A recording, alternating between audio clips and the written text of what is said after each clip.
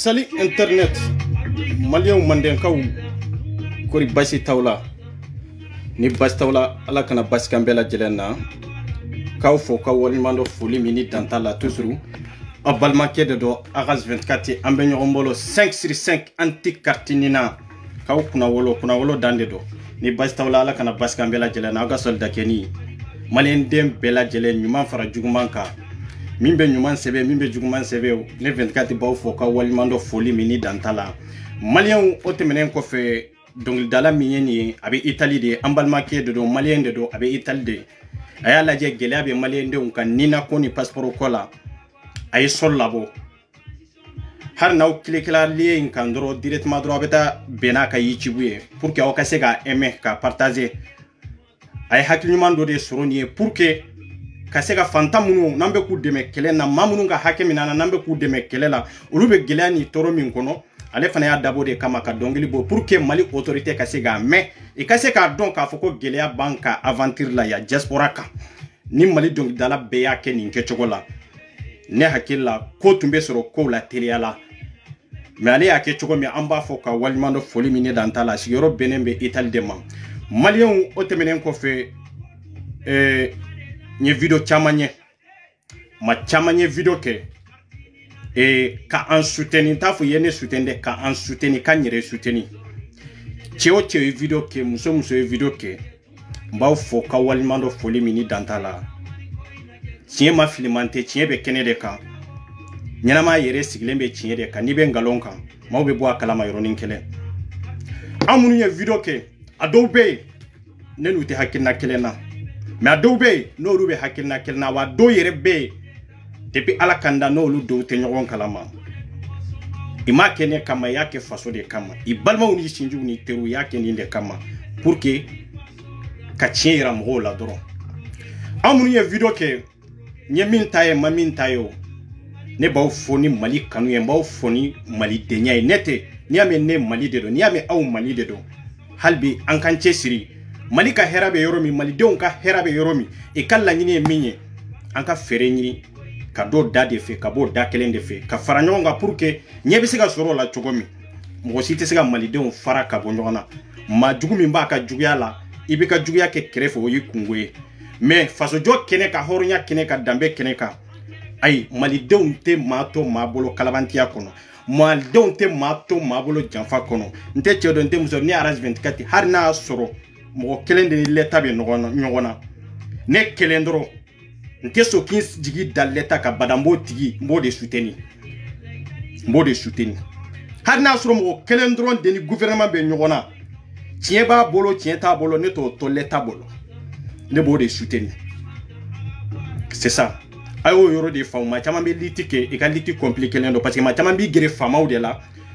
pouvoir de la pour que ka population kele o e kodombalia ni karambalia ni fendombalia de ni be activiste fenfenye ni be journaliste fenfenye iba famba chama soro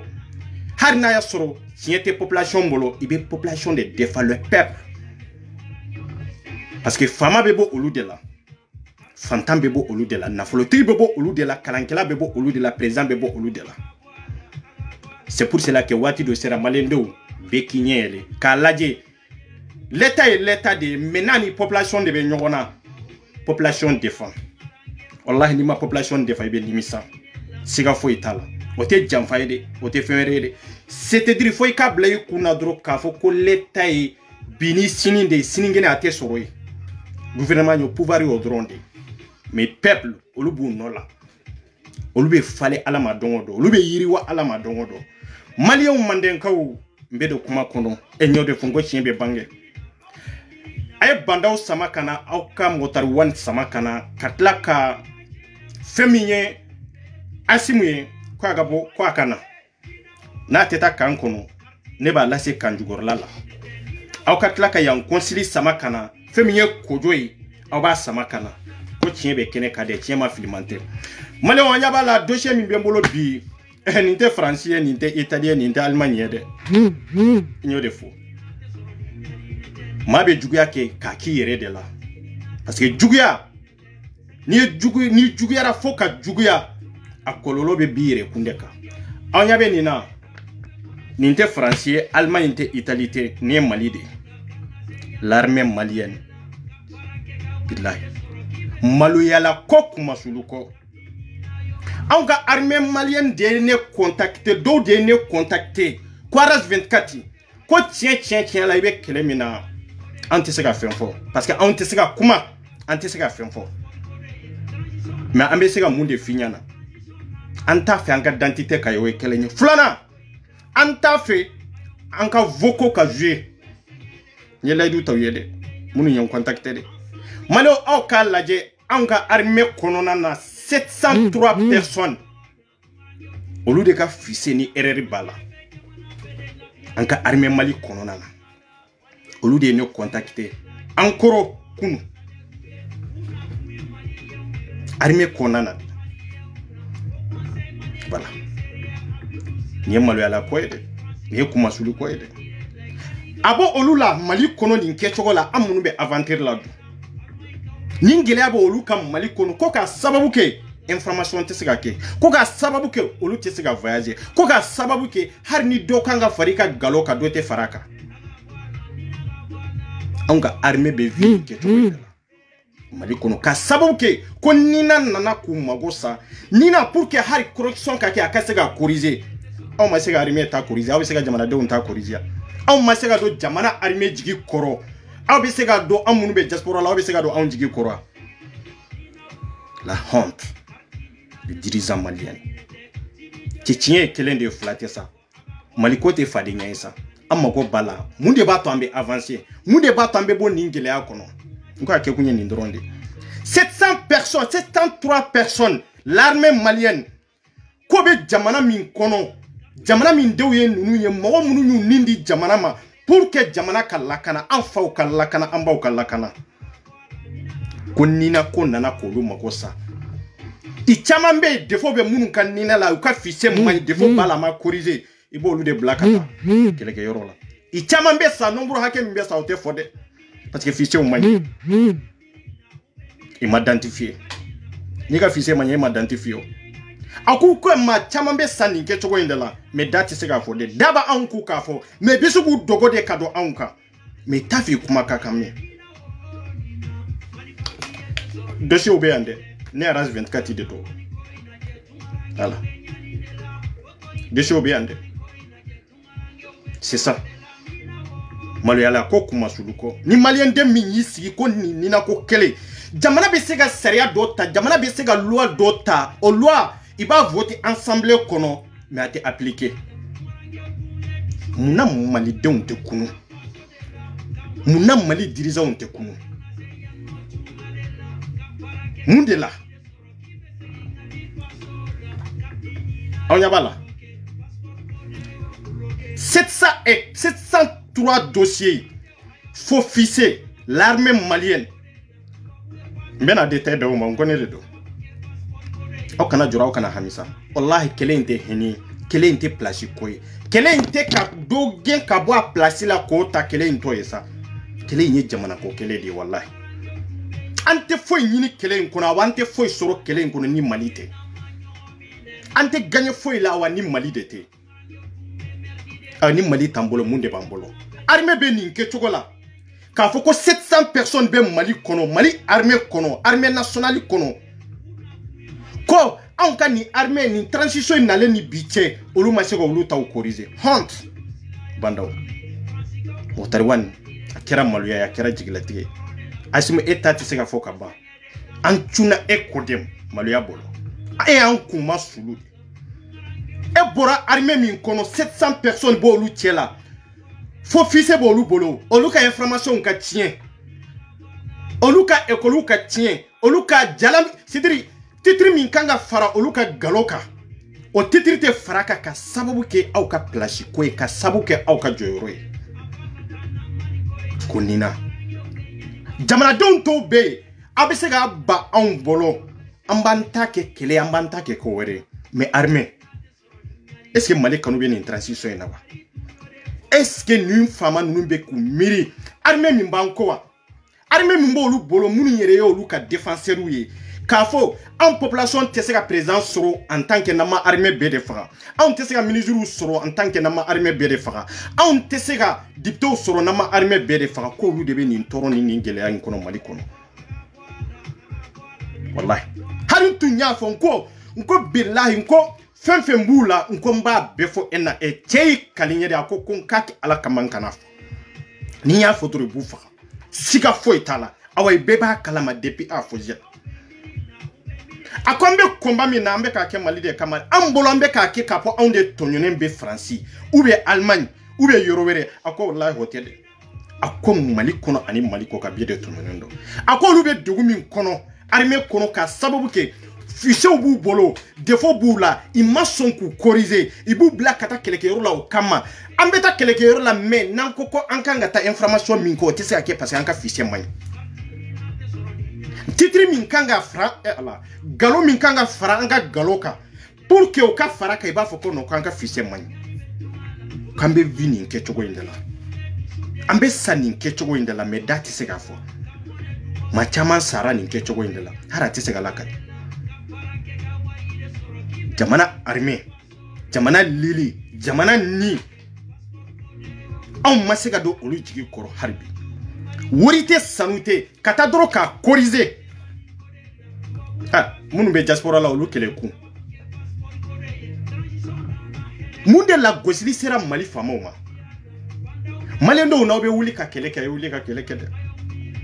wallahi a ye wuli ka kɛlɛ kɛ dɛ bon nin ye armée ye Mali kɔnɔ jamana min basigibagaw ye Mali kɔnɔ jamana min denw y'a nin di jamana ma k'a fɔ an bɛ sa ka sabu kɛ nin ye olu bɛ nin kɛcogo la Mali kɔnɔ anw minnu bɛ aventure la k'a fɔ k'u nana lien aw ka passeport la aw bɛ gɛlɛya jumɛn de kɔnɔ o la n y'o de f'u ye n ko est ce que anw ta man jugu na aw taw ye n ko mais n tɛ se k'a fɔ anw ta ka jugu na aw taw ye a mana kɛ cogo cogo aw ye armée de ye an jigi dalen tɛ maa si kan na aw de tɛ k'a fɔ aw bɛ nin kɛcogo in na maloyala ko de do kuma sulu ko de do a tɛ se ka lakali wallahi billahi hali ka numéro matrique a bɛɛ bɛ n bolo yan hali ka numéro matrique bɛɛ bɛ n bolo yan cɛ ko ni ye numéro matrique kelen fɔ i b'a dɔn k'a identifier k'a fɔ ko nin de do ko mais i tɛ nin na corriger dɛ a ko ni ye numéro matrique kelen fɔ k'a fɔ n ka video kɔnɔ n'u taara lajɛ i bɛ t'o tigi minɛ dɛ n kana siga la dɛ anw ka armée 700 personnes jamana kɔnɔ ko transition ko ye militaire fanga ye ko transition ko nana ka malidenw jigi tugu ko bandaw taara ka bɔ sinsan kɔnɔ ka na n'a ye k'a fɔ ko e de bɛ se ka Mali kunna wolo k'o kɛra Mali kumasuli ye ko Motariwani e ye caman baara l'État kɔnɔna na ko e bɛna malidenw kunna wolo an bɛ gɛlɛya min ni tɔɔrɔ min kɔnɔ ko an kana taa bila o ɲɔgɔnna kɔrɔ pour que e ka Mali bɔ dingɛ kɔnɔ o kɛra du ko ye ko ma famille Asimu e min nana e ni Motari Njawo e ni Njawo min nana aw yɛrɛ ni Alaw taala cɛ aw bɔra armée min na o armée kɛlɛ in de bɛ 700 personnes ne sera ka min sɔrɔ kɛlɛ ka ne to France kɔnɔna na yan cɛ Malienw de bɛ ka ne wele RS 24 ye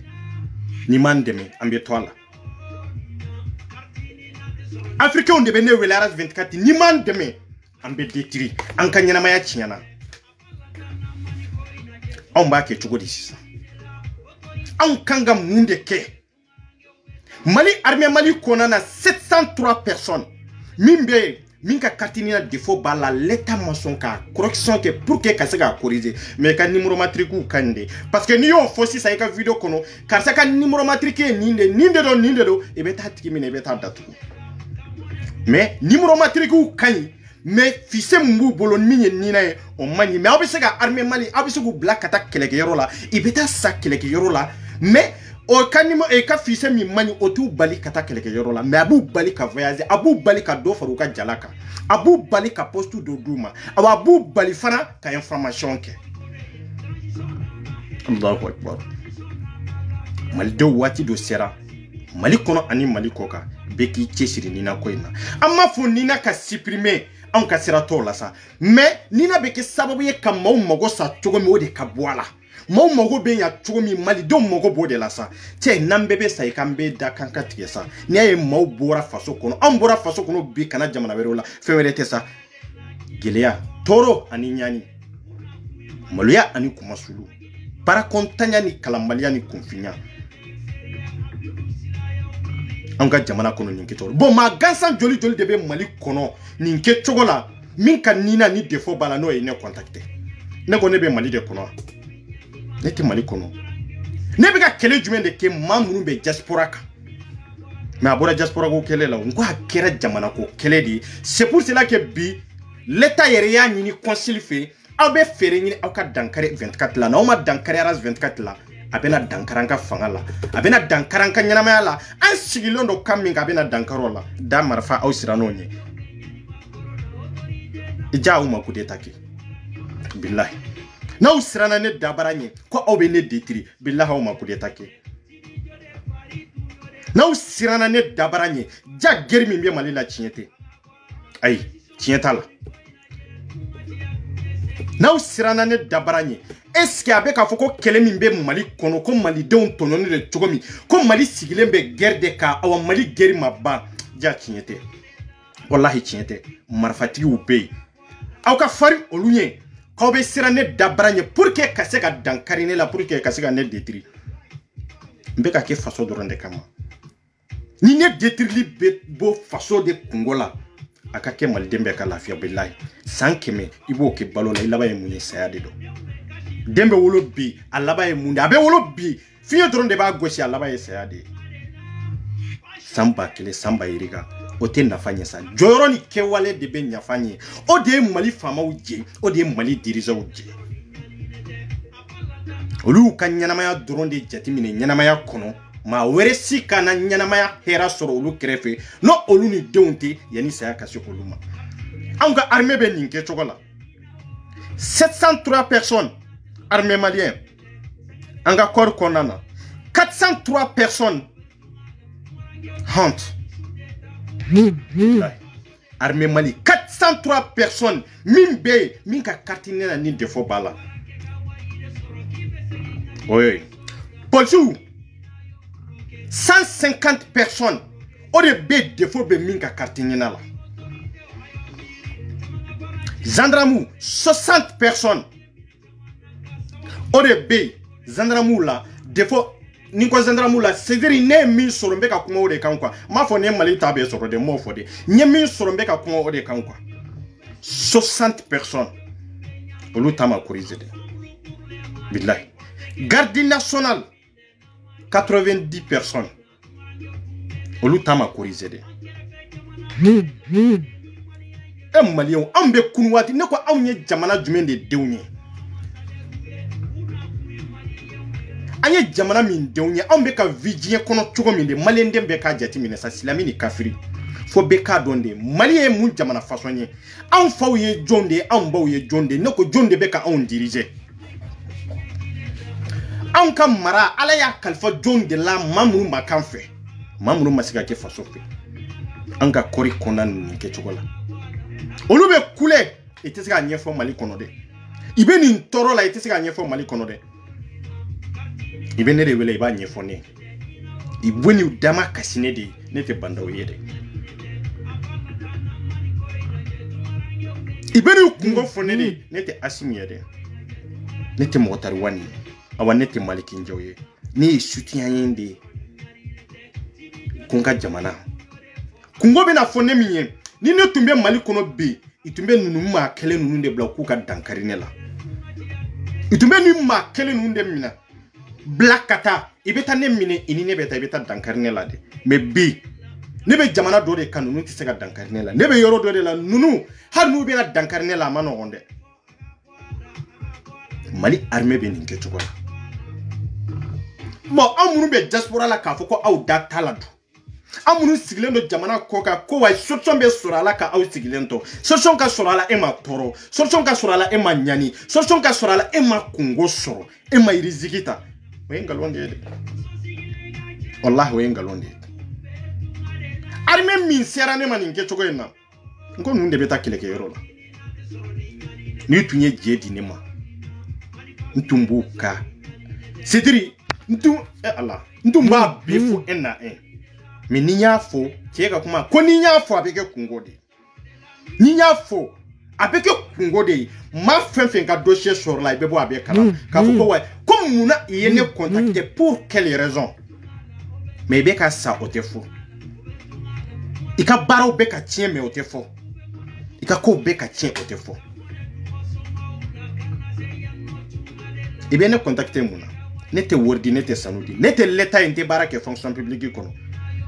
ko parce que konka dénoncer pour que demain be se ka ke chugo jumende la pour que e ka laje malidew tonyana ka sabu ke katinina koy ko malidew nyanina mali yerde konana mo yerde tonona ci ngam munum be jamana ko ka awon taka girna awtayo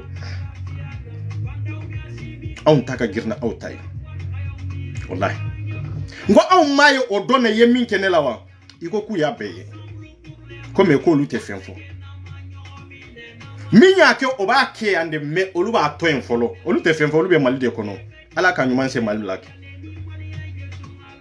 ka nyuman ka se mali mate maki togodo anta foni aya fo concilier mimbe a feminye Musa Koje quoi droit de kala diplomatique de do ne confinde mami madeli ka sigi banka ka sebeni ki nama ke karese shuke ka debre na ere no ene comme komba digi fotapi billahi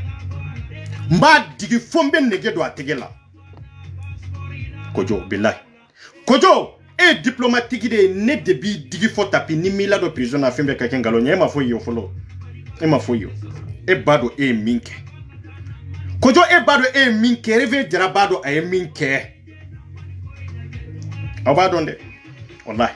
aw bado aw be complice mina aw bado ayam malidew ka dossier de ta pour que ka soko dinna mori man na mori ka se ka mo baga na e malide mi ka dossier be na mori bola ka tade ne be ka fo ye tande ka tade malide ka dossier be filmer la ya ka bo ka malide ka dossier be filmer ya ka bo ka bla sur Facebook et réseaux sociaux sans faire aw nye boni be ke ko malien be ka wuli mu chete mi ngulaw musote mingula mais aw tara dossier min trafiqué ne kunka kaninga dossier nyuma motaro ere nyuma mbala nyuma juguma mbala aw taru bere nyagami nyoma kabona be anti harasido ni mali dembe la jele nya tatoi ne tenta to inde aw be prison kiya aw mahara damne folo aw be prison kiya conseil état kalama ne mana jela tie koko ke et charia tigide et kanga mundeke et be porte plainte de données kama contre RAS 24 ito kalama Kojo et kangi sigi kimirire ne kanga plainte de RAS 24 kama menye minke nduralente kake eto kalama de reve jara auto kalama makalu auteka nyogon jamfa folo auteka nyogon jamfa be ka kuma yoro min ngomba be kala no de fo sango ne be nimbe kalama sa Ebeka fo ko lu yere ko minge ko amabe ko dépassera ko ituntaro ka fa be juguyata ko parce que ko malide ngula maldo ma wuli volode ni ne o digi ka bla yoromi foka dien wuli mali fama teni nyona kitu abisi ake mali kono mais mali koka surtout krengrenya na Europe kono ngoni ya interdit de ni tekeo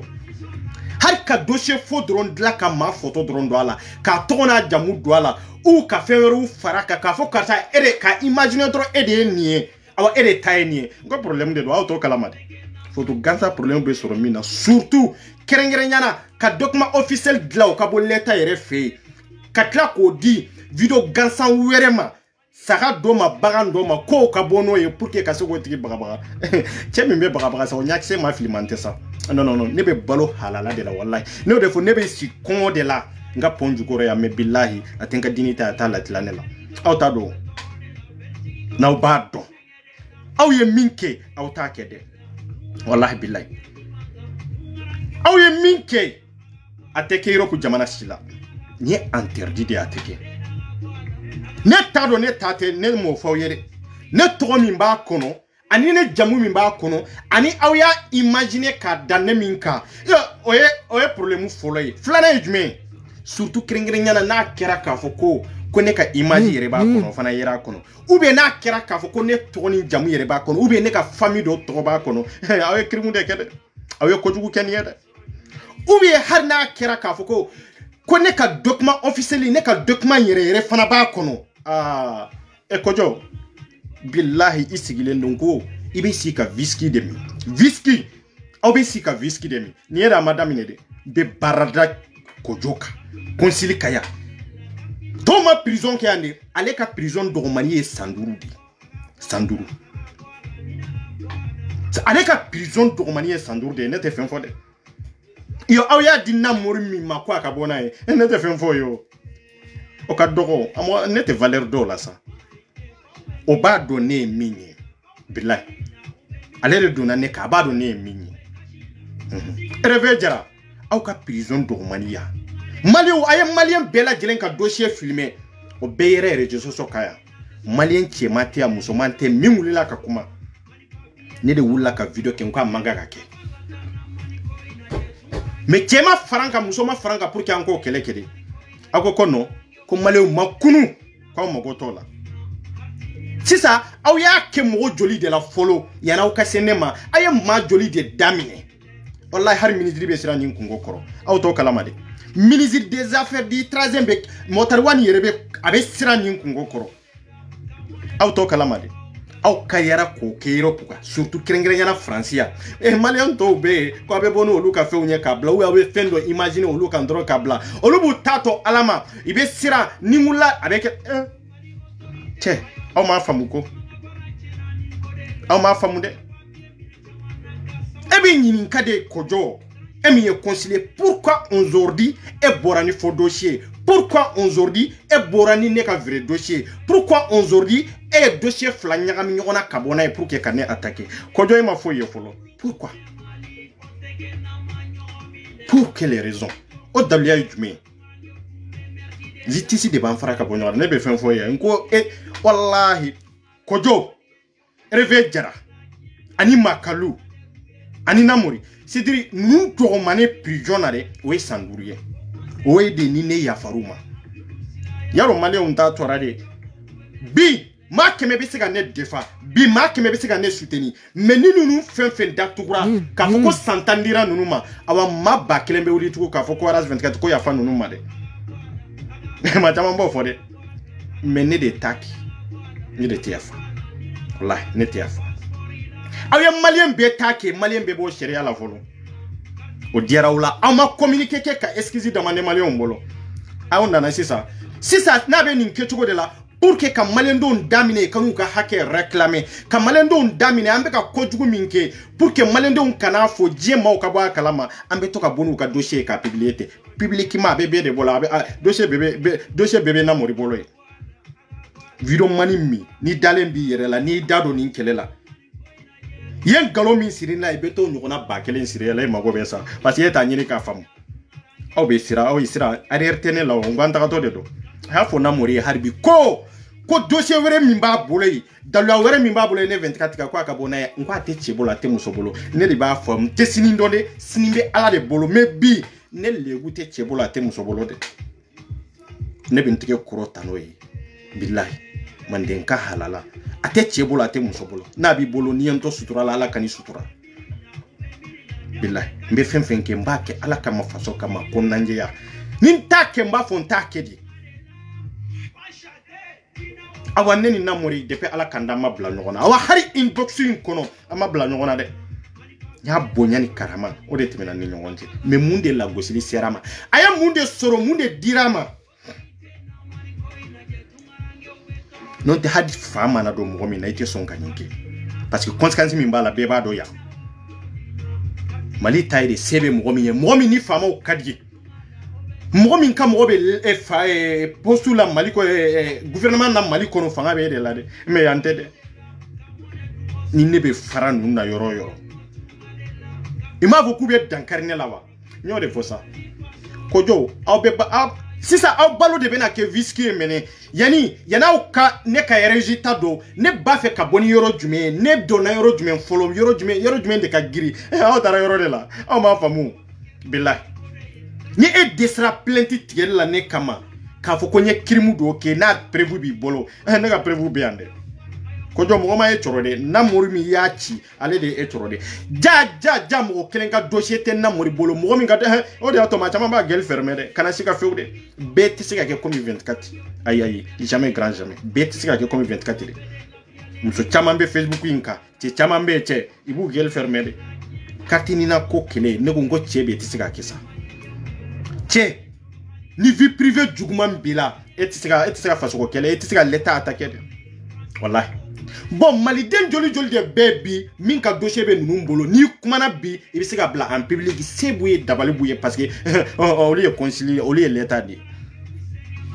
nimbeke sababu ye kam malidon balu ka hakel nyinini la awa nimbeke sababu ye jamana don be tonyo jamana kono ani jamana ko ka fere kele mun sorlo bolo ambe na min ke 24 la obeke ka to la sobi sinu be siningene ambe se kan sago soro konsra ko na tiete kuma musote kuma parce que beba do min kera 24 la ay aw yaje ni nyere kera sababu ye jamana den to fenfembe bebe libéré wallahi bebe libéré awa bebe lafiya soro min nyongona tena kema werela adambe kene esa ne ma fa otene detiri ne be se ka detiri mais adambe kene 24 ye to tena tora soro tukunde billahi la patience y a pas de limite munu be ka presser aw kana presser billahi mbe pe on jugoro ya mbe ki munu yoro mi hari mo tar wan te sega kumai billahi hara te sega kumai imbe na law talaji hari bandaw te sega dala magai je siglembe seria do de kaw o seria ka giri makoroma ya surtout kerengrenya olu murumbe bi mauka ku sago ke ka fuko fanga bolula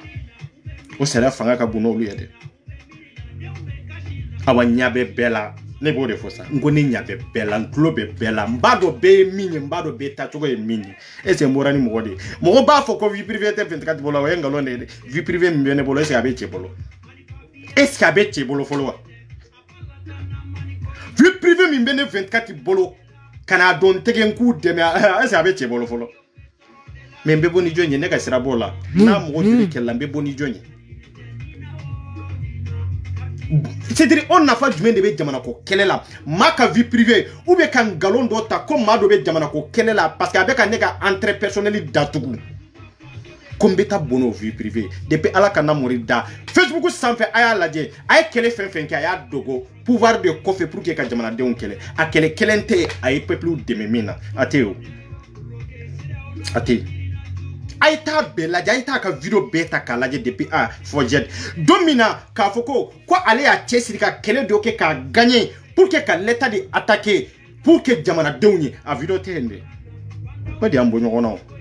parce que olu girna ka do video ke la tendron be video ke ka jama suru be video ke ka groupe segi na ngono hari bido ye ne welo depuis bimasio ko lu be groupe segi ne to ala ça fait très longtemps na ngono ngoni ka groupe ye link sidi ni manya ka groupe signé to ala way link si de groupe tene la de wallahi groupe tene la de yere photo e foite way link si ka idéologie de o suidro ni bo bolo ibe ne bolo ni tayodi wallahi aya fo concilier mi aya min kenela aya dabo min kama yo soro billahi olu betaw yan ko ni te français ten ko olu beta sa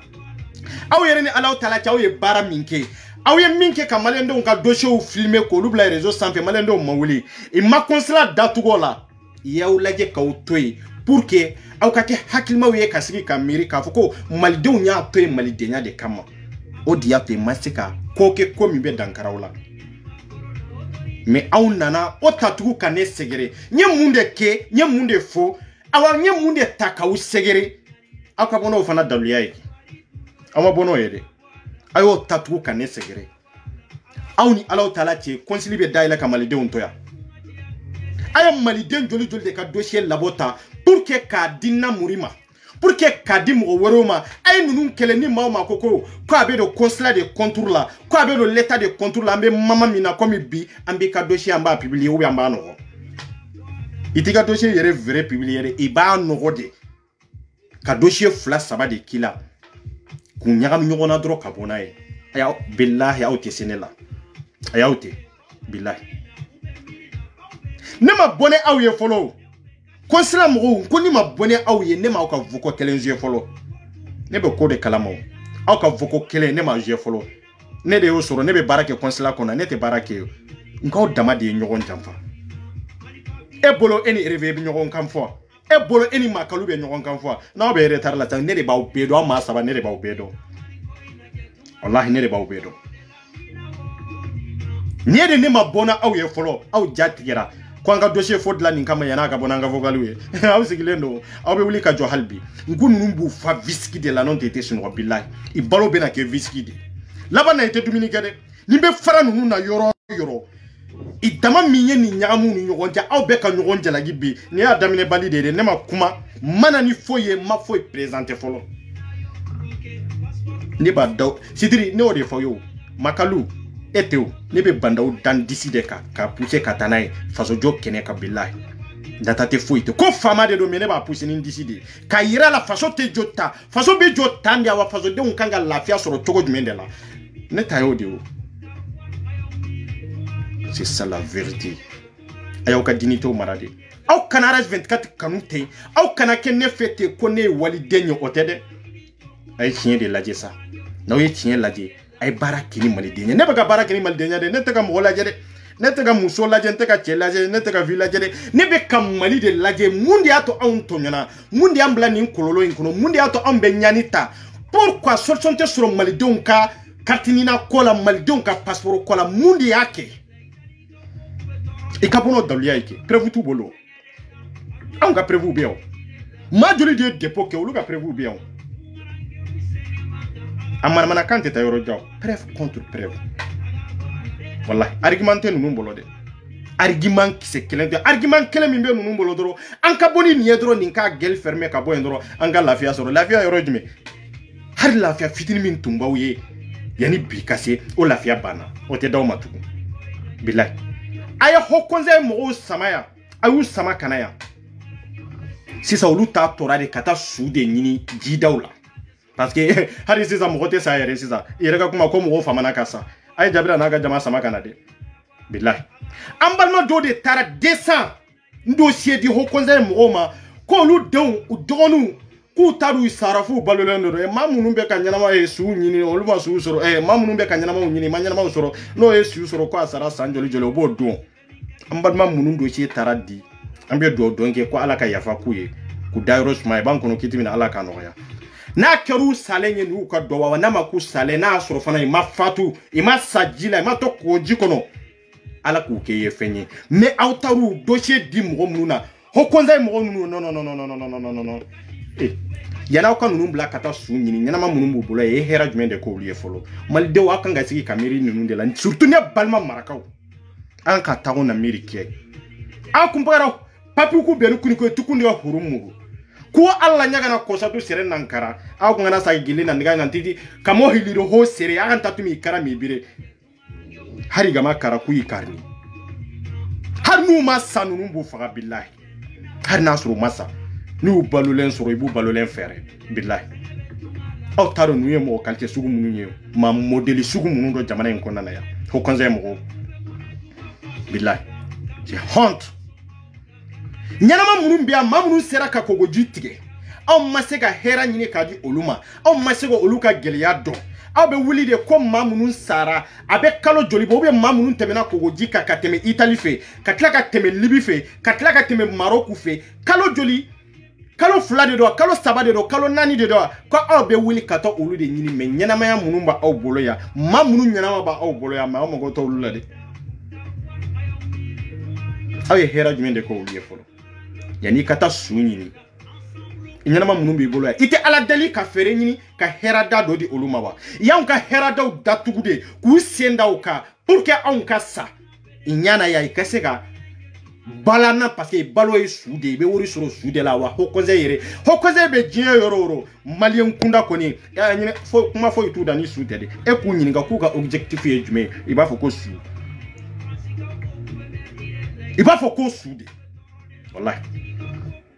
i lajɛ kɛ hari e k'u ka visage lajɛ dɔrɔn hari i ka visage dɔrɔn bilahi j'ai honte a y'u lajɛ dɛ n bɛ nale o a ye n kɔnɔ ta n bɛ nale dɛ n ko maloyala ko de don maloyala ko de don ne 24 de bɛ k'a fɔ dɛ ni ne tɛ cɛ t'a fa we dɛ bilahi donc il y a kalo san ka ca u bɛ siran in kɔni kan mais ka taa mars décembre la ka na bila an wulila ka jɔ denmisɛnnin minnu tununa maliyɛn dan t'a la an kɔni y'an bolo di ɲɔgɔn ma ka siti kiliɲɛ ka na maliyɛnw ka ɲɛma mun bɛ yan au conseil président ka n'an ka document d'a ma an ye mɔgɔ 200 ni 20 ani kɛlɛ an y'o autorité ta a ka passeport carte n ka na d'a ma u k'an dɛmɛ k'an ka mɔgɔw ɲini Allahu akbar maa 200 ani 20 de do ou maa 200 ni ko k'u den minnu tununa olu m'u ɲɛsi foyi la fo haut conseil minnu sigilen bɛ France kɔnɔna na e n balimakɛ wallahi an balimaw de tununa an sinjiw de tununa an ka ala deli y'u ka ye mais i y'a di maaw de la maa minnu bɛ maa ɲɛnama du surtout su i tɛ koloto ɲɛnama na surtout min su dɔn dɛ bilahi e ka jabira ninnu lajɛ kɛ hali diya min dɔrɔn bɛ e ka jabira lajɛ dɔrɔn nin tɛ subaga ye tuguni nin ye ɲaga de ye bilahi nin ye ɲaga de ye ninnu bɛ se ka aw ka su ɲini su minnu ye kogojiw tigɛ su minnu yɛlɛla kogojiw kan maa minnu yɛlɛla kogojiw kan maa minnu donna pirokuw kɔnɔ maa minnu donna baton fitininw kɔnɔ k'a fɔ k'u bɛ na Europe aw ni alaw tala cɛ ni mɔgɔ kofɔlen ninnu bɛ se ka ninnu ɲini wa a dan tɛ nin yɛrɛ a t'o bɛ kɔfɛ nin soko ye mun ye k'a ka ɲɛ olu de bɛ se ka anw dɛmɛ an jigi ala ye an jigi olu ye inchallah merci beaucoup voilà normalement ni an ka maliyɛnw bɔ ka bɔ yɛlɛmani fan fɛ i n'a fɔ jafun o ye délégation formée bi ka na au conseil fɛ dogo mun b'o kan ani hami mun b'o kan mun ye an ka denmisɛnninw bolola Mali la mun ko bɛna Europe sira fɛ dɔw tɛmɛna Maroc fɛ dɔw tɛmɛna Libi fɛ u denmisɛnninw ninnu mɔgɔ si tɛ t'a dɔn u bɛ yɔrɔ min na bi an t'a dɔn fo u balolen don ka fɔ ko sa olu de wulila sisan u somɔgɔw ka na au conseil secret u ye dossier mun sɔrɔ bi mɔgɔ 200 ani 20 ani 1 u ye ɲininkali kɛ ko mɔgɔ min ka denmisɛnnin ka kibaruya sɔrɔ ka taa mois de décembre 2020 ka na bila sisan nin kalo 4 in kɔnɔ aw ma kibaruya foyi sɔrɔ a balolen don wa a salen don wa donc u ye appel lancé u ka groupe kan an bɛ don min na bi dossier 200 ani 20 o de sɔrɔla minnu ko olu yɛrɛ t'a dɔn n'u denw balolen don n'u salen don u y'u jigi da ko conseil kan ko jigi da Mali faamaw kan ko jigi da Mali honte billahi mari muso nin ko n balima marakaw e cɛ a y'a kɛ ala kama aw ka kunu sa n'aw kun n'a ka ɲi dɛ anw ka sɔrɔdasi joli de bɛ sa kɛlɛkɛyɔrɔ la nord fan fɛ anw ka sɔrɔdasi joli de bɛ yen min bɛ sa kɛlɛkɛyɔrɔ la i tɛ se ka su ta ka n'a di a fa n'a baw ma olu ma se k'o kɛ maa minnu wulila ka kogojibaw ta ka don piroku kɔnɔ olu bɛ se k'olu suw ɲini surtout kɛrɛnkɛrɛnyala jabira minnu dalen bɛ yan aw ye wuri ɲini siriya dayɛlɛ ninnu ye o n ko ninnu bɛ wari de sɔrɔ aw ka suw tɛ ye awa hali ni su ninnu ɲɛra olu bɛ fɛɛrɛ ka ban awa hali n'u ɲɛnamaw ɲɛra i kɛra su ye ka ban parce que ninnu kɔni ninnu bɛ mɔgɔ minnu ma ɲɛnamaw tɛ olu bɛ su tɔ yan maa 200 ni 20 ni kɔ olu filɛ ka to kogoji la a bɛ se ka kɛ sara e ma sa an ka ala deli tɛ ka to kogoji la Jabira yana aw ka wuli k'a fɔ aw b'o olu ɲini fɔlɔ ma joli de bɛ yan ma joli de ye kogoji tigɛ n'a bɛ papier ko gɛlɛya la yan ho conseil mɔgɔw ma wuli ka manifester har dɔn kɛlɛ ho conseil mɔgɔw ma wuli har dɔn kɛlɛ k'a fɔ gɛlɛya jumɛn de b'aw kan mais su ɲini aw bɛ so la dɛ parce que aw balo ye su de ye su tɛ yɔrɔ yɔrɔ ho conseil mɔgɔw tɛ bilahi awa n'u balo tɛ su la aw yɛrɛ ni Ala taala cɛ aw delila k'u ye ka maliyɛndenw ka gɛlɛya ɲini fɔlɔ wa aw delila k'u ye wa k'u bɔra ni dossier dɔ ye k'a fɔ ko malidenw nana ni nin dossier ou bien an bɛ réunion kɛ nin don na malidenw a ye na ni dossier gɛlɛya jumɛn de b'aw kan an ka se k'a ɲɛ yira l'état la o ka se ka ɲɛnabɔ a ma kɛ dɛ awa ni ko bi ni y'u wele k'a fɔ ko i b'a fɛ su dɔ de b'i bolo i b'a fɛ a ka taa Mali kɔnɔ ou bien i yɛrɛ de b'a fɛ k'a kɛ su ye non o yɔrɔnin kelen don i b'i du k'a sɔrɔ i yɛrɛ ma se yen fɔlɔ bilahi subagaya tɛ ninnu ta ye fɛn wɛrɛ de don maa bɛ balo i ɲɔgɔnna mɔgɔninfin na a fɔlɔ ninnu de don wallahi ninnu tɛ maraka halalaw ye Jabira ninnu ni halalaya ka jan danbe t'u la yɛrɛ wolow tɛ wallahi ni danbe bɛ ninnu na marakaden joli de bɛ yan Faransi kɔnɔna na yan min tɛ baara la marakaden joli de bɛ Faransi kɔnɔna na yan min ka kalan tiɲɛna marakaden joli de bɛ Faransi kɔnɔna na yan min bɛ siyiri kɔnɔ marakaden joli de bɛ faye ninnu kɔnɔna na an kana kɛ maraka dɔrɔn ye an ka kɛ hali maliyɛndenw dama ye komi ale ye maraka ye ale y'a kɛ rasisiya de ne ta tɛ rasisiya de n'o de fɔ ne ka papa ma tunu ne ko n ko Mali de ne ko n ko Mali de marakaw tɛ Mali la ni ko ko Mali ko ko maraka i ko kasunko i ko bamanan i ko dɔngɔni i ko kadɔ i ye siya bɛɛ fɔ maliden joli de bɛ yan min bɛ si escalier la faye ninnu na ni siyɔrɔ t'a bolo Jabira i ma t'o ɲini dɛ maliden joli de banabaatɔ bɛ jamana in kɔnɔna na yan Jabira i ma t'o ɲɛɲini dɛ i dun welela a caman na dɛ e bɛ wuli sisan de ko e bɛ taa maa 200 ni 20 ka taa olu su de ɲini olu bɛ ɲini yɔrɔ jumɛn sisan an tɛ tiɲɛ fɔ ɲɔgɔn ye mari musungo ke muri ni minna mari ngo ke be ga ya kine nugo samme nyanda waradi na sababu hinne bedo dogu be ga kama akho wonu ada mari mu benu intatu wo birene ba inta birene kenya torana kama de wallahi anta o kuntan jaragini wallahi on tanke jaragini me andiga kini soroi mirun tia tasintia andiga kini soroi soro benu haju kanta birante ngama hure wallahi Jabira no haju na hure mbane birante joli na yere soro mani me na yere sunin ka lemmenga soro mani me na yere male lemmenga hibe papier ganta ma Jabira no ma kun kama no muru de ira Jabira gari tamani me soro mani me na jamani kedi yere male lemmenga hibe rugo wini selanga Jabira ma kenya re muru de me lenki abi kitello no kamo hilido tampilero sire bane kem papier ngure parce que tu hurunya ni iwo digini hure muru gel diga karami ga makara har kun makara Jabira wotini kun karade parce que ho konze mbirado ni hurenyi billahi on ta alla nyagana ni hurenyi me hari Jabira ndi birante nya otinti kara parce que nabure be ko kitene agodi gane nyaga nde be dabari Europe no wondi milliard mu nyani ko akunta baka ke murew ba kun kara surtout to kina ikundu akatim polo renya keni tanagate ujine ero serebanesu billahi awena mbire hurunga na ngali nto ngoni re mumuru na yo maruwe na ngo habanu na ngo jaga ho konje no magaire na hurin kibare mbane a ko ngali nto de manayere tanke ngan kitelo no hurun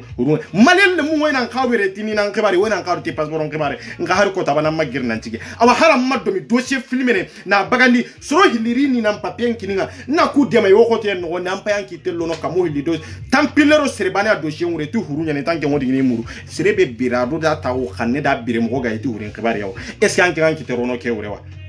antangali ton de manakina biranton de makumbire mo nga hina ko to Jabira sonin ka kun kutandi malire ma won kutandi damben tanga hora won tanga je 24 da ko wallahi nini nunu ya nyonye mali denya de tigera nunna faso jokkene ka horonya kene ka wallahi maraka ya tigera nunna de ibe daji de tude kana ala deli nini nunu be barola ube ekata sigini nunu ka kuma ku daji ki soro de daji e korote de nga o korote be labo yero yere de kono aw be sega mami ndu o donen donde ma o tsega mo mi ndu o tsega dunde aw ya dabo ne duni de kama menne de ba udun billahi ne ba udunde wallahi ambe ni tono kono ambe ni kololo kono kala on tiana bara u tiana ka sabuke jamana ka pasoro ni katinda lela nyona e be kuma sulu yala la jamana kono eni dossier kele mabo malidenw kama faso jo kena ko be banabato de fleni nganga deme akata mali kono nganga deme aka seben soro nganga deme aka siro soro nganga deme aka hera soro e ma deli ko filmer ko bla ga page sans fe folo de am bawbe ni kololo kono ya dentigi wude do am fawbe ni kele ya kono ya ika chômage u tigara ika droit u tigara ika hake u tigara ika bara u tiana donc kele eni dossier mabo donc kele ma maw interpeller pour que anga sigi ga kuma pour que kaseka konye ira nyona awbe la fia choko jumende la abe munde fo atara tege do munde koro nyo de fo ngo sugo kuma ingalonta lo billahi numbe kele o kele la suko kele de do ho konza mimbe ali aba ho konza sigi kante ni ndronyere mais wori mimbe soro suko la su kele kungola akatani wabi nani eroe oye mo kele nye awe dossier keme fulani mugani kele ndama nunu make milliardaire tiguya hanika mama sabasa abafa billahi abafa Nika mama sadi me aba ira ka foko asara parce que Francis Dronto e tugunde abedo Europe bede kono kana folo nyi abedo Europe bede ka deme nyini ko abe ka mo nyini abe ka mo de nyini ka mo nyini ka taro jimi e mamu numbe sanya na ya ambado de ke choko miu mana jala mimbe plastic mimbe nube adama den nugudew ni keru dla anyo o chamante su kono de su chamantara mali kono ngolu de ba kono ki kona fembe vide pew ko de sora kono foi gono la ya kadakala o chamande be e ya dal ayu kolosi na ko su tara o ba soro su mimbe boya o de ka giri kateme su mimbe obolo ende orke su mimbe obolo mali kono mi sara obolo de kanga giri akateme parce que ni su sara Suma 24 heures soro abeto giria la mais sous fin temena 24 heures la obe fege yadi mais mundi auto abe giria parce que akona fait falen de plastique de la kakala umaru mu mani mendiga kemo wo u habanu mani mendiga kemo wo do honunti gela ka bariga itu hurun khibare nga kharangali to ndema har hurunga nari ko nyana soron ka hudui ona hurungol le ke da bari do me parce que huren no so halle mais ko mangali to kheri muru aku nditu hurunya bada angara ngari ho ngari passing ka madoro hurin khibare nyere ye fen nyenu nga pasi sans pere su ko de donde non dabe mundi pasi sans pere mu foi ambalma kemin nana ambalma ka dossier beka do ke nunu nyuman kaye mete nunu bolode a dossier nana di yoro mina nunu be ka balo su de la ni nana di o mo be koloto ala o te koloto ala aw ye maraka ya dambe de banfuye ko jabira billahi tay ko horo nyesa aw nya tala c'est-à-dire ante ka o kele ka va be place mina ante ka o kele ka va ko heni de do heni tere c'est-à-dire aw kanga munde ke aw kanga maw de me choko jumende la aw kanga boni argument jumende nonte aw be farla nyogon ka kanna mor mi labo otesa nyo de fosa aw ye lafia mi soro kunu bi o lafia auto soro tugu naga dossier de aw fa ba aw law ngone malidende kuma banayo billahi malendo ay doke sorasuye harbi alaka hakil nyumandi anga famoma ambalma murumbe mi 700 personnes 703 personnes ye ikuka katina o corriger de billahi nawma armée ka katini naw mu corriger naw mu ka fiche o corriger aw be fenye min ka jani sebede billahi aw be fenye mari famo min ka jani sebede blofuka boende ante nyogo musala hade bandao motarwani azimu ka fawye arme mali mimbe aye ferenyina ku ka fiche o corriger anjigi dalembe nununde ka awa ambado nunde faso signé sigé yana ka tu do camion ba kono ka tu faka ka sori ma identifier ka sori ka identifier bela jelen da falen ba boloy awa maldembe faka pourquoi katina te corriger akunye de halbi maldeun kasa surtout kengre yana so rasilama goni. Mais c'est fini. Numéro matrique il t'offre tout go. Il m'a goto là. Mais ni on faut vidéo connaître ça mo be boa kalama. Mais ni ma numéro matrique faux. Ni ko kon ni na de ka corriger, itini na corriger le. Il va faut ni sara kele gero la be munde faux. Kono ko aka ni na manyi mo ere taro mindo parce que aka ni na ma identifier. Aka ni na ma identifier mais aka numéro matrique bi ni ne afo. O be ta te fla d'accord. Honte. Hali mali de nya bi amala be mali ente una. Hari bi Chete Mali kono ani Mali ko ka bi minti sigi ka maloya ka foko ko ambora ni faso inde kono bila amban sigi ka tasi Modibo Keita doron ka miriana ka hakina konana ambe so faso ina mana yelema chogo nan ninde be toala nimbe toala de mais en tant que Modibo Keita e Mali traverser ka teme alere sidiri alere kiranka ma foloi Mali kono ambe tugu Modibo Keita ko de o foko jiawe de adera cheminyo Modibo Keita hakilna niyo bla ibege su weredi ni fama nun to sira kande awa ni site la nyini kelena beko konka demba ya beko ko nyereku iye muso yo e ka Modibo Keita ka video koro ta ku lamesa iye cheo e ku ta dro ku lame e bado munde jamana kanuye munde ere jamana joy ibe family soral non te ibe ka fenfe lame ibe ka fenfe lame rejo sanfe ibe ka fenfe ka video partager o e fo de Modibo Keita fo malende on kwa wati do sera kwa au kaseka Modibo Keita lame kataka fenkoro ta katoku lame c'est très important abaw so hakil ñu mana wallahi abe adama den wajude billahi ay tigi nununa wallahi ka fo bandawe ka je ya français on de taille français ibe to Mali kono de motar wani ibe to Mali kono de potise 40 ans fembe on de ko nina ko ni pastor ko no ma nyana bo français tere ni conseiller tara ne ka dossier be labo parce que potise on tena ya olute wori soro aya jede ni potise on nana ya Mali dombe barada nununka ni bando sere ya Mali dombe barada nununka ni asimu konte obeta rojime oka vazi dambe Burkina yankoro ya abeta mi rome aka foke ale dambe Burkina ni ko hari ko varera tese ka se ale ga vazi be danyo de Burkina ni Guinée nta abeta mi ta rota asimu la de billahi voilà motar wani anko ni na ko ko ni manjana bogo ni no français te non laisse tomber yankuni ya nyi Malien de beya matonyo de beya mamunu au sigilendu kan na foloka ika empoka ika taxika ika hakeka au mashugo ka hakela walia au nana jahadi were de duka oruko kwa to Mali kono de ika Afrika konsili nyana ya ale be prison ki ya mangelende konsili dayele le adaka na magala de ko faso de onde beya e faso de munun ka dossier o filmer ko bla o kangari dare mais si ça be ka dossier o tade ka tu di video manu ma video manu munun be sara video manu munun magote faso la video manu munun magota la c'est-à-dire nango ko avenir ngo Malien chama de be ni ko avenir te avenir yero do avenir kore munde awnyere kuntew andew anamodiw avenir be préparer au roudeni na on faut tunye avenir do préparer kabla onye binambe min kono bi am be kam munde préparer kabla andewnye ando be na kam munde préparer kabla am modewnye ni de avenir yo mais ni Malien nyi ngadoro ko anyere ka avenir e ka avenir e dendeu idenga avenir e modendi e be fendore préparer kabla fembe étape par étape an fa usera ka dayoro mina an bode hera ko an bode gelia kono an fana be dayoro mina nambe sande on ka avenir de nofe et pourquoi pas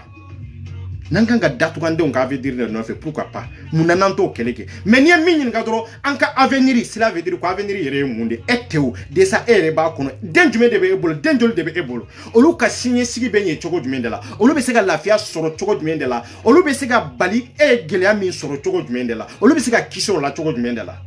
ndi avenir yo e non daw nye toro mini gela min soro o tise ka préparer har nan kera milliardaire tigude o bisa ka préparer dia anyo yi kabon o tise ka préparer o mais ande munun be ambe na de munun soro munun bambolo bi munun fitini bambolo bi anta fe anya kololo mini toro min soro comme bi ambe katina ko gela mina bi ambe passeport ko gela mina bi anga famo be kan traiter tugomi amba keleke ande undenye pour que ande munun bena wolo ni kofe anye koleya mini toro minyanga famo bolo akake sababu ye adablali kake sababu ye on maya pour que ande munun biya kana bi o kololo kono mais ne fam fenyen nga ko anga avenir u tiena anga avenir u tiena ande unka avenir ambe ko de préparer ambe ko de préparer nous bam frande on offre et siranku nous bi tatien denka avenir no fe et siranku ere bolo be kan na flo mi ni be kan ni ka avenir de ka avenir yi de on de o voilà an fo yen na flo mi soro on de bo hera kono awa on de be ko hera do parce que on be mi soro kan sago ko la an fa mu sago ko la de bon on fana be ka fenfe nyini ta on bolo ka foko an be ambiance de la kono awa on be ka kanyere de non anden joli de ben anko musomani tiema olu be lafia jumen de soro olu bena ka hera jumen de soro ka soro imam ga gela nyona soro mali nyinana ninde ko nindi ato mali ko kele a gelera awa nindi ato mali komba chite mimbe avancer parce que ni fenfe nyini ka ko an ka venir non ne rete ne dende do ne dende ne bi siga munde ke bi ninde ati siga bo kana kogojika ne bi siga munde ke bi ka kele jumende ke bi pour que mode min be akana ele kogojika pour que ne be hera min kele ke bi ako hera soro ka to mali kono ka soro amana tunga lade nko ninde do anya kogojitike ka bon e na unkera na nya har miliyari soro o kogojitike ese abiso go palidia anye arabu jamana munun traverser gelea ni toro kono est ce que abiso go balidia ato balitu quoi mais munde be sika nde kisi ni ma munde be sika kande munun fana wolo la mbolo ya aventure la ya ka faso la ji munde ba to faso kanu be do la fanga fama o kele fama o kado ka jamana don rekoni jamana don ni jamana denya de kanga awayunu ka hake de kanga ambe ka kande unde o mais bébé giringiri do non ne ka avenir non e ka avenir dendi mais ibe munde bla denye e fay munde bla nyinye e fay mi bla nyinye yo soro ka bawo hana kera ko kelendronde yo dron soro mais e be siga munde bla denye kuma bo were de ka non de yere mu e be jonya barala ya pour que ide mi mbena barake ni ko fa ga kalanko be nyana bo choko jumende la pour que ebe kalambalia mini confiance min kono ale kana jigo dinge kono parce que bi on be gelea fen kono kalambalia fana bala parce que en tant que droit do ibe malien famba de sigi kalambalia dronto ere intéressé sur que en tant que droit ni ngali ke amba fo non on makal ni politique ko de nyana ma yere sigile be politique de ka ala adama de nyere de la politique hukumu de kono c'est ça politique yere o kuro e fere du mende be nyini pour que ambe ka nyana ma ya yinke o fere anga famo desara o fere de la yo fere ke ngalontige yo fere ke jamfay yo fere ke kanyogon detri yo fere ke plashi koy yo fere ke mbensi ke ni nyorola cheta soro muso ta soro wani ne bore abe dindende mate di mo werema faso make fa chinyewa ambe ko de kele ke wor de ka boala muna na utewuli e kelen sale mali kungo koro oye ko bayewa ote kobayo ne kelen tagato mali kungo koro e kobayo ote kobayo modbo keta masa majuli de amara halbi nu yanta chin fachinyete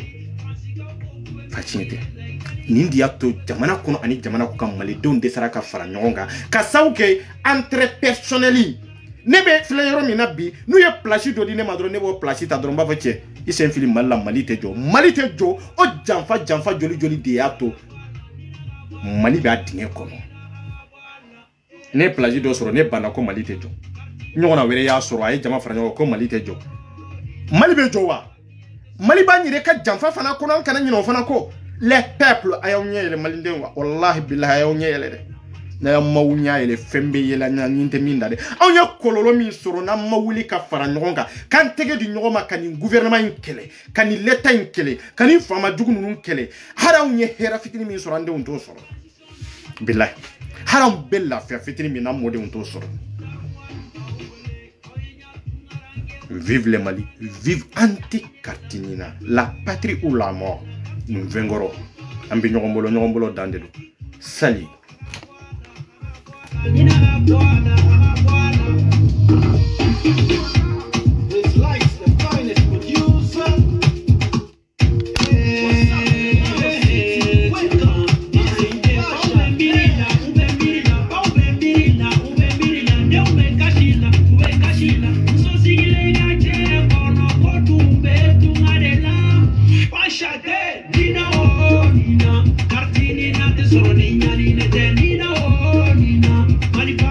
Sorry,